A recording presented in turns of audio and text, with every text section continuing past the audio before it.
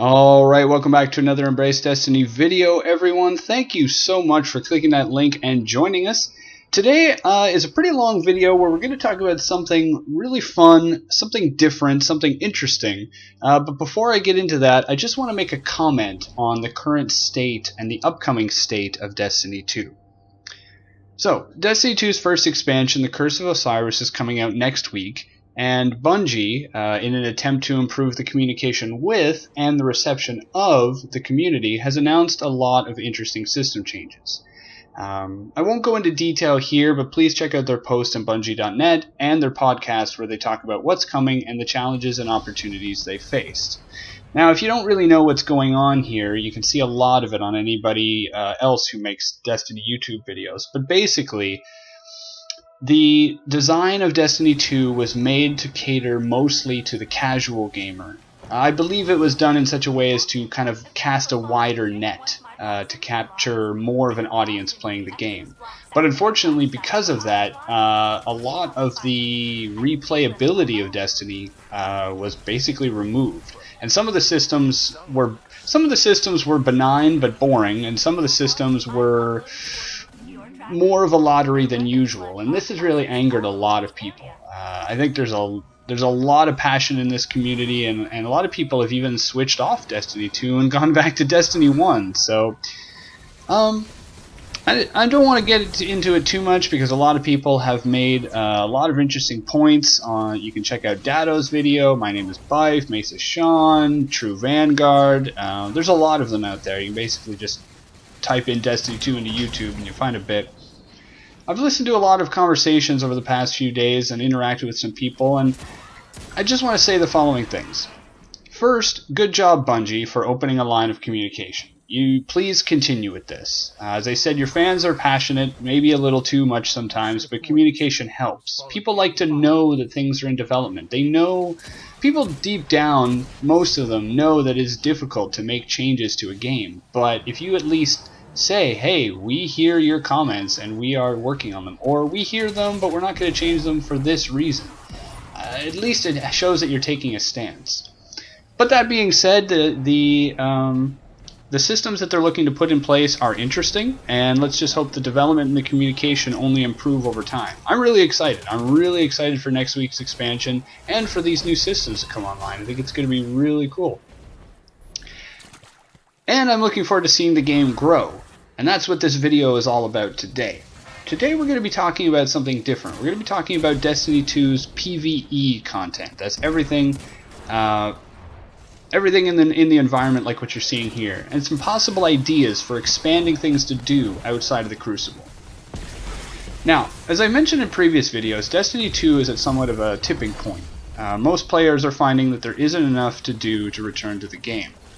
There have been many who call for expanded and refined Crucible setups, as well as changes to the reward system to make PvE more interesting, engaging, and to keep players coming back. Today I would like to talk about some possible PvE activities which could not only be fun, but could add to the universe of Destiny. One thing I really enjoy about this game, one of the main things I enjoy, is the exploration of different worlds and characters, and unlocking the mystery and the stories behind them. I also enjoy being epic, which sounds silly, but it's a key selling point of this game. We play as Guardians with crazy gun skill and amazing powers, and when you survive and take out these gods and warrior kings, it feels great. However, one issue I've always had with Destiny is that this feeling of epicness is somewhat lessened by the fact that we never interact with anyone except stationary non-player characters and each other. Now, Destiny has always rode the line between showing us enough to keep us interested, but hiding maybe just a little too much. This especially applies to the universe of Destiny outside of the Guardian's purview. For example, we're told that all of humanity is safely behind the city's walls, or at least they were until Destiny 2 starts, but we're given very little sense of what people do, how they live, how things are if you're not a Guardian. Now this makes sense. Most games only take you in your perspective, and they don't really show more of the outside world. I was very excited when I saw a little more of this in the trailers prior to the launch of Destiny 2. We looked to be saving civilians and even living among them at the farm. and I thought this was great because it would allow us the chance to explore even further, and engender actual feelings of concern for humanity in the game. This was a big issue in Destiny 1. All the threats seemed so far away, and never did I really feel that humanity was ever really in trouble. So I wasn't as motivated as I could have been to stop the forces of the darkness. Now, in D2, things are a bit better. We're given flavor of the non-Guardian life from characters like Hawthorne and Devram.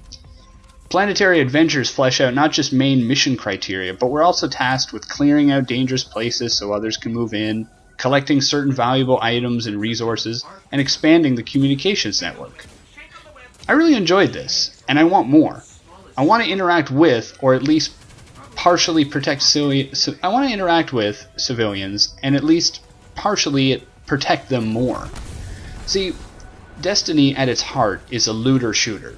Every activity involves going somewhere, shooting things, and collecting items as they drop. That's it. That's the entire game. And don't get me wrong, it's amazing fun, and many games are built on a similar model. But I think with just a little bit of work, there could be some extra motivation built in, so that those of us who like that sort of thing would feel more involved, and many of us who prefer run and gunning would at least see some challenge there. So, that's a big intro to the context. Let's get right down to it. I'm about to present some ideas that some of them I've come up with, some of them I've seen around Twitter, Facebook, and I'm going to share them here. One of the first things that gets thrown around, a new type of PVE mode, is something called Horde mode. It's the one I hear most often. Basically, it's surviving waves and waves of enemies. I think this might be the easiest in terms of deploying it in the game, since a lot of the mechanics are in place for the most part. In Destiny 1, we had the Prison of Elders, where we were challenged against waves of enemies, but we don't really have that in Destiny 2, except for some public events. Now, here I would like to read some ideas from a Destiny streamer / YouTuber, Gernader Jake. And you can find links in the description below, but I'm going to try and include it on the screen. So, Gernader Jake says, Horde mode is the perfect challenge to bring back excitement and flair to the Destiny 2 PvE endgame world. Here's how it would work. A fire team of 3 would enter into an arena similar to the size of a Crucible map. Waves of enemies would spawn in, with each wave becoming more difficult. The goal of the event? Survive. There would be no time limit, and no requirement other than killing every enemy to advance to the next round. Players who are killed would be available for revive, but after a 30-second wait. More specifics. The goal of this event would be to create an unbeatable activity. There is no final wave. Bragging rights would be based on which wave you reached. In order to avoid dry and boring strategies or cheeses, areas of the arena would ignite in fire, similar to the Homecoming mission, forcing players to constantly move around instead of camping in one protected corner. Stats are included in this game mode and can be checked mid-fight, showing both kills and damage output of each player, so killing weak enemies as well as damaging stronger ones are both encouraged and incentivized. At the end of every round, ammo and super is filled, reducing the need for RNG power ammo drops, as well as taking away the desire to keep one enemy alive to build supers. This event does not change. It stays consistent every week, so there are never easier and harder weeks like there are for activities such as Nightfalls. Checkpoints and rewards. After every 5 waves, players unlock a checkpoint, meaning, for example, if the fire team gets wiped during wave 19, they can try again by spawning back in for the beginning of wave 16. Checkpoints are only valid with the same fire team and go away at the weekly reset. Reward system... There we go. Reward system follows the checkpoint system, with the fire team receiving a reward every 5th round survived. Rewards get better as Guardians progress. For example, after surviving Wave 5, Guardians receive a Sparrow or a ship. Wave 10, Horde armor. 15, more armor. 20, Horde power weapon. Horde energy weapon drops at Wave 25, and a Horde primary weapon at Wave 30. Every 5 waves after, Guardian selects which type of drop they will receive. Important notes. The armor and weapons earned in Horde mode cannot be earned anywhere else, including clan rewards, meaning that if a Guardian wanted a specific primary weapon from Horde mode, they would have to survive Wave 30 themselves and hope for the weapon to drop. Also, to touch on a note from before, this activity is meant to be difficult. Reaching Wave 30 should be a serious challenge, and Guardians struggle for weeks to achieve. and with some Guardians never seeing the glory. Along with the reward, Guardians unlock an emblem they can boast for each 5th wave survived. In other words, the most skilled Guardians would boast emblems proving they survived waves other Guardians could only dream of reaching. Whew, okay. So a lot of thoughts here. Now, Gernader Jake has not only tried to come up with how the mode would work, but also how the reward system would work. Because any of you who've played Destiny, and any of you who might not, which is everyone, I guess, basically, a lot of the motivation behind playing the game is the rewards that you can get by completing activities. So, having a good reward system is important. So let's sum up those points.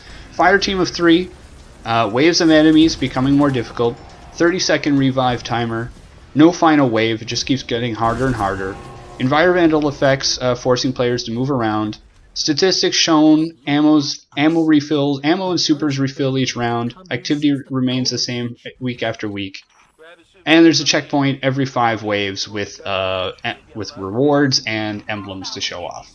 Now, I think this is a fantastic idea for 2 main reasons. One, it looks fun and challenging, which is important, and the reward system that he has laid out would prompt people to come back week after week. Here we're not pushing for randomly rolled weapons, but the reward system Destiny 2 has come up with is used. Destiny is in a weird spot with progress and challenge. Many people love the randomly rolled weapons in Destiny 1, meaning that each gun had random perks. They loved it because the chase, or the grind as it's called, to get that perfect weapon kept people coming back. With Destiny 2's static rolled weapons, all weapons of the same type have the same perks. They may be changing, the Masterwork system that's coming up may bring new changes, but either way, it puts Destiny in a weird spot where they try to remove the repetitive random element of acquiring gear, but then people say there's no reason to keep coming back. Bungie needs to spontaneously make the challenge greater, but also more so in players' control. I like the reward system that Jake has set up here and hope that the challenge of the activity would keep people coming back week after week. Now, to add some flavor, to make this more than just simply a run and gun activity, I propose that the Horde mode arena is either A, a jump ship trying to take civilians to safety, which the Guardian has to protect, and maybe there are several in each wave, prompting the Guardian to have to move every few waves or so. Or the area itself is a portal, spawning enemies like the Vex or the Hive that we have to contain. These ideas could be easily added in and would make us feel even more heroic, to become legend as Bungie insists. Because while clearing a Nightfall and getting certain gear makes me feel good, I want to feel epic. I want to feel like a hero, and more interaction with the humanity in the game would help with that. Speaking of civilians, the next ideas concern protecting humanity. To get us started, I draw your attention to an idea from Twaz, aka CaptainTwaz, on Twitter. You can see it here in a link below. They came up with an interesting civilian escort defense mode, and here's what they wrote. So, idea for Destiny 2, rescue missions. A group of civilians spawn into a random patrol location. We get a distress call from them with a general heading. If we accept the mission, we must search for them, no waypoint, escort them to a safe house, then defend until pickup arrives. Again, I think this is another fantastic idea. There's so many little elements here that you can enjoy. Protecting civilians, seeing some kind of civilian-guardian interaction, and while maybe a little bit more challenging to actually design into the game, maybe not so much. Sometimes patrol and escort missions can be annoying. I remember playing Far Cry Primal and getting a little tired of having to stop every 100 meters to save someone. But I'm sure there's some way to balance it. This will give more life to the worlds, and make us more motivated to actually clearing up the area. While Destiny 2's explorable spaces are larger, and probably far more interesting than in Destiny 1, there's still just a tendency to just follow a repetitive route from public event to public event, and not really enjoy or make use of the larger space. Escort missions like this could be programmed to draw us to a remote area of the map, and if the team developing this was large enough, they could come up with many versions, sorting out waypath issues and repetitiveness. The lack of a waypoint is great too, as it would encourage exploration and make the threat loom even greater as you're trying to find these civilians. You see a little bit of this actually sort of, in the beginning of Destiny 2, when you go to the farm and you see people kind of moving across the farm, dropping in off drop ships. I really thought that we would have more of a interaction to help save people in this game. I keep bringing this point up, but the reason why is it's important. We are supposed to be the saviors of humanity, but if we never see humanity or realize that we're truly protecting them, I mean, we might as well be just exploring an empty frontier. Das Ubermedic on Twitter responded to this, saying that there could be an exotic quest where you help on every location, gather resources, and help craft unique armor sets. A lot of Destiny 2 revolves around this, where every world has a different set of armor that you can collect, and you can get them. Currently, the way you can get them is you collect tokens, either by completing events, finding chests, collecting resources, and then you turn them in for a random piece of gear and hopefully get the rest of the armor. Now, I think this is cool and fits very well right into the game, having some kind of exotic quest for helping the survivors. But I'd like to take it one step further. Something I've thought about quite a lot is the idea of literally building up the community. See, in later Assassin's Creed games, you could purchase and renovate safe houses, and build up areas of your community to better serve you and protect your allies. I've been hoping for something like this in the universe of Destiny. I want a game that grows and changes over time, where expansions and events have consequences. Now, we've seen that slightly. The Red War destroyed our tower, pushed us to new worlds, but, spoiler alert here, we're able to go back to the tower later. And there's no reason to go back to the farm. These new worlds are great, but there's little feeling that anything we do makes a difference there. And that was the main problem I had with Destiny 1. By the end of Destiny 1, I was powerful enough and fast enough that I could probably clear out every enemy in a patrol area and do every single patrol and every single event. And then more enemies would just come in. And I get it, it's supposed to be an unending, an unwavering round of enemies coming in, but it just didn't make me feel like I actually did anything or made any progress. Before the launch of D2, Bungie said that the farm would grow and change over time, and maybe something like that is coming. Maybe in the Season 2 of Destiny, which we're going to see next week, and beyond, maybe the architecture will change, the situation will change, and it will show how we've been able to recover, at least slightly, since the end of the Red War. I'm not sure. I certainly hope so, and as I said, there's no real reason to go back to the farm right now. Some kind of base building system could help with that, but it might be difficult to implement. I realize that. Especially because there are so many of us and it might be hard to manage. Maybe they could start small and simple. How about after you've rescued a few waves of survivors? Your safe house could stay, you bring your survivors to a safe house, and maybe that safe house stays occupied by people like Devrim K, who help to protect other survivors. You collect resources on the planets not only for your own gains, but you're told that these items go toward helping build up the safe house defenses. Maybe at the end of every season, or every week, or every month, or something, you can see an actual improvement, showing that the characters have, the non-player characters have used your resources in some way. Otherwise, why are they collecting them? Now, this might have to be something balanced worldwide, meaning not just on your own account, but across the entire Destiny community. So, maybe for a season, as more Guardians contribute, the safe house improves in look, improves in defensive function, and gives greater rewards. I think that could be really interesting. These are all big ideas, and as we know, Bungie moves quite slowly in implementing any changes. Perhaps the easiest thing for now would be to add some flavor, rewards, and mechanics to existing non-player characters like Sloane and Devrim K, and maybe just show their base of operations expanding over the season, other than just standing still and waiting for you to come and do something. The next idea comes from both myself and from Keith Whiteway from Twitter. He was saying that it would be interesting to see Guardian, and you can see a link in the description below. He was saying it would be interesting to see Guardian's abilities used for more than just killing enemies. I mentioned this in an earlier video, that Lady Ephrodite from Destiny 1 mentioned that people on the outer rim of the solar system use light in other ways than a weapon, but they never really went into detail, of course. And this idea really fascinated me because, again, a lot of Destiny is shoot your gun or shoot your light at the enemy, which is fine. But I like when there's other mechanics built in. I like when people try things differently. Now, Keith was suggesting these fun interactions with normal civilians, using our light to help. For example, say a civilian, their car broke down on the side of the road and they needed their car battery charged up. Maybe you could call a Stormcaller Warlock to harness the lightning. Maybe they had some cattle that they needed herded. They could call a Shadow Shot Hunter.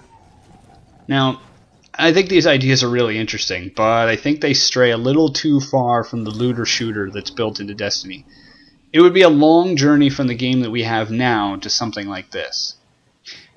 However, some of these points, or at least the spirit of them, might not be too challenging. While we may never see Guardians directly helping civilians, we could at least see some of these ideas implemented in strikes, adventures, and other missions. For example, in the Savathun Song Strike, which you can see right now on the screen, Guardians had been turned into void crystals to aid the Hive in a summoning ritual. Yeah, the Hive are pretty bad news. They literally bottled up a Guardian into a crystal and used that to create some kind of evil magic ritual. One of these Guardians then sacrifices herself to stop the ritual, and we go in to finish the job. And we could have more ideas like this built in, puzzles which require more thought and purpose than simply shoot them with your gun. Now in Destiny 1, the doors which are sealed by Hive runes requiring tomb husks was a good idea in Destiny 1. But maybe there could be a door sealed by darkness or something, not intended even to be seen by Guardians, but rather to keep the Fallen out. Something like that. We could then open it if we poured enough of our light into it. Maybe there could be some kind of defenses in any of the areas any of the ideas we've talked about today, or during strikes and raids that could be powered or superpowered by our light. Electric fences, rail guns, defensive shields, you name it. Using our light as an energy source in a way other than just protecting ourselves and throwing energy around. I actually thought we'd see more of this in Destiny 2. And I'm not disappointed that we haven't, but I'm just wondering if we're going to move in this direction at all. When I learned that the beginning of the game came with the fall of the last city, I thought we would have more of a chance to defend it. This idea has come up often on the Guardian Radio podcast and many others, but a literal tower defense or city defense mode mission would be really interesting. And I thought it was coming. When you look into the lore of the game, you learn about these great battles, Twilight Gap, Battle of Six Fronts, and you hear about the way epic characters defended the city. We didn't really get a chance to defend the city. Something I failed to mention earlier is we sort of had a Horde mode in Destiny 2, right in the beginning during the Homecoming mission. There, you're defending jump ships with Zavala, and it's a great moment that allows us to try out our powers as well as seeing Zavala in action, and I loved it.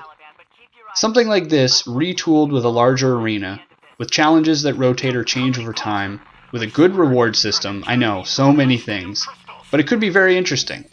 Added to that, as what I was saying earlier, we didn't get much of a chance to actually defend the city, and this could be a good idea for it.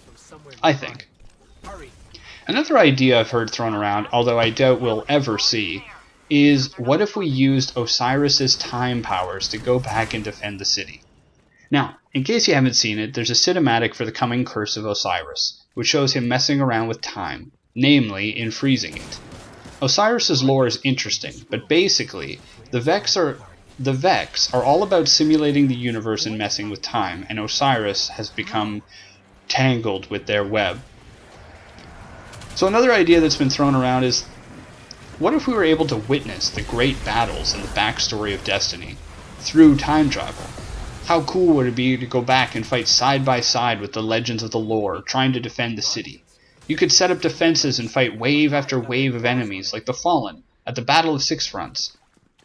Of course, you'd have to lose in order to satisfy the timeline, so the mechanics would have to be built around the mode becoming more challenging or limiting somehow. Maybe like Gernader Jake's idea listed earlier. We've heard that the Infinite Forest will show us a possible future.